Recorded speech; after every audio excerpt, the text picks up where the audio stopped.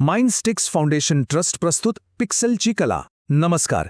कधी विचार केलाय आपल्या स्क्रीनवर जे काही दिसतं म्हणजे कुठलीही इमेज असो किंवा व्हिडिओ, तो एका अदृश्य कलाकाराचा अविश्वसनीय प्रवास असतो. आज आपण त्याच कलाकाराला भेटणार आहोत आणि त्याची कला जरा जवळून समजून घेणार आहोत. आपण रोज कितीतरी जिवंत आणि एकदम क्लिअर इमेजेस बघतो नाही का? पण यामागे किती गुंतागुंतीचं तंत्रज्ञान दडलेलं आहे याचा विचार कधी आलाय मनात? ही काही जादू नाहीये, हे आहे विज्ञान आणि कलेचं एक भन्नाट कॉम्बिनेशन. चला तर मग या कोड आणि हार्डवेअरच्या दुनियेत जरा डोकावून पाहूया आणि पडद्यामागची ही गंमत उलगडून बघूया. प्रत्येक उत्कृष्ट कलाकृती मागे एक कलाकार असतोच. आपल्या कॉम्प्युटरच्या बाबतीत तो कलाकार म्हणजे आपलं ग्राफिक्स कार्ड.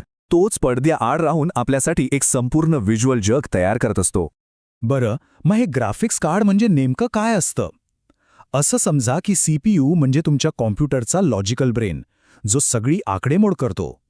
पण ग्राफिक्स कार्ड तो आहे त्याचा कलात्मक आत्मा. तोच त्या कोरड्या डेटाला उचलतो आणि त्याला एकदम जिवंत, रंगीबेरंगी दृश्यांमध्ये रूपांतरित करतो.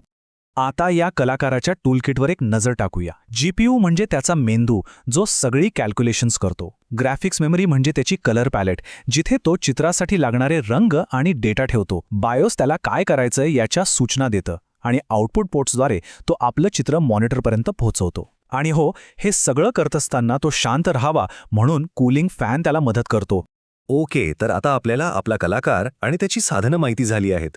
मग आता वेळ आली आहे त्याच्या स्टुडिओमध्ये जाऊन पाहण्याची की तो एक कोरा कॅनव्हास पिक्सेलच्या रंगांनी कसा भरतो. या सगळ्याची सुरुवात होते CPU पासून. तो काय करतो? इमेजची सगळी माहिती ग्राफिक्स कार्डकडे पाठवतो. मग ग्राफिक्स कार्ड आपलं खरं काम सुरू करतं. स्क्रीनवरचे लाखो छोटे छोटे दिवे आहेत ना, म्हणजे आपले पिक्सेल, त्यांना सांगतं की तू हा रंग दाखव, तू तो रंग दाखव.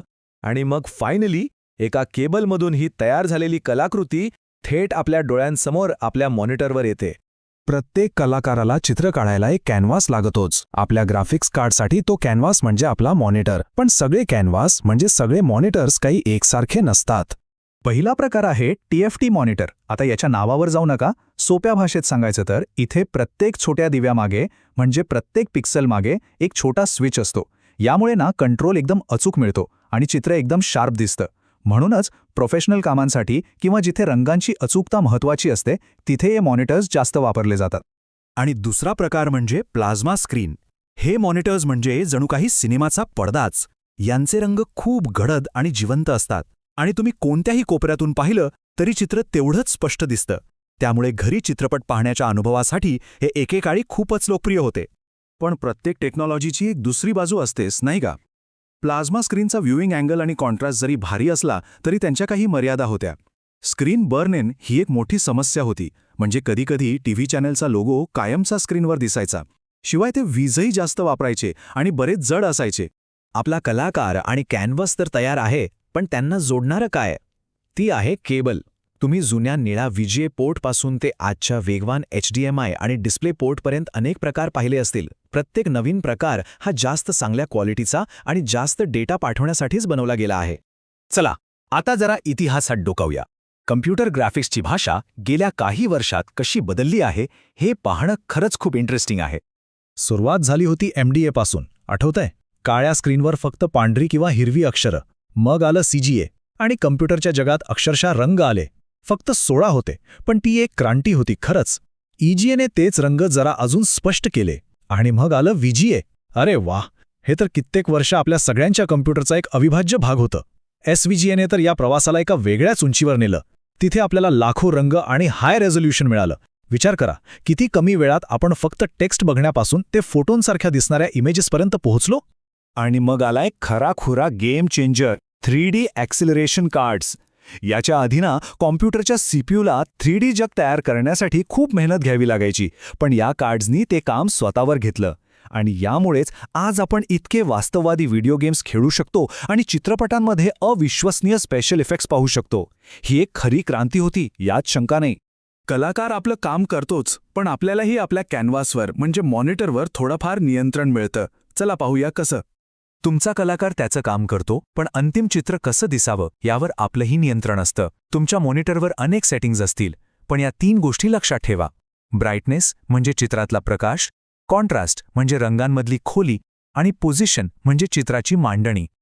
या 3 गोष्टी वापरून तुम्ही तुमच्या डोळ्यांना सगळ्यात आरामदायी वाटेल असा व्ह्यू सेट करू शकता. हे वाक्यच सगळं काही सांगून जातं. ग्राफिक्स कार्ड म्हणजे स्पीड, मग तो गेम्समधला स्पीड असो किंवा व्हिडिओ एडिटिंगमधला. पण जर आपल्याला अजून जास्त स्पीड हवा असेल तर आपल्या ह्या कलाकाराला अपग्रेड करणं ही शक्य आहे. हे ऐकायला खूप मोठं ऑपरेशन वाटेल, पण थोडी काळजी घेतली की हे काम जमतं.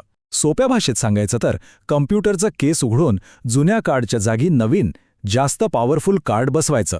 पण यातली सगळ्यात महत्त्वाची स्टेप कोणती असेल तर ती आहे सॉफ्टवेअरची. नवीन कार्डाला त्याची पूर्ण ताकद वापरता यावी यासाठी त्याचे लेटेस्ट ड्रायव्हर्स इन्स्टॉल करणं खूप खूप गरजेचं आहे. ह्या एका गोष्टीमुळे तुमच्या कम्प्युटरला ग्राफिक्स हाताळण्याची एक नवी सुपर पॉवर मिळते असं समजा. तर हा होता कोडपासून रंगांपर्यंतचा प्रवास. अदृश्य सूचनांपासून ते आपल्या डोळ्यांना दिसणाऱ्या जिवंत वास्तवापर्यंत. पण तंत्रज्ञान इथेच थांबत नाही. विचार करायला लावणारा प्रश्न हा आहे की भविष्यातले कलाकार म्हणजे पुढच्या पिढीचे ग्राफिक्स कार्ड आपल्या स्क्रीनवर कोणत्या नवीन आणि अद्भुत कलाकृती सादर करतील? काय वाटतं?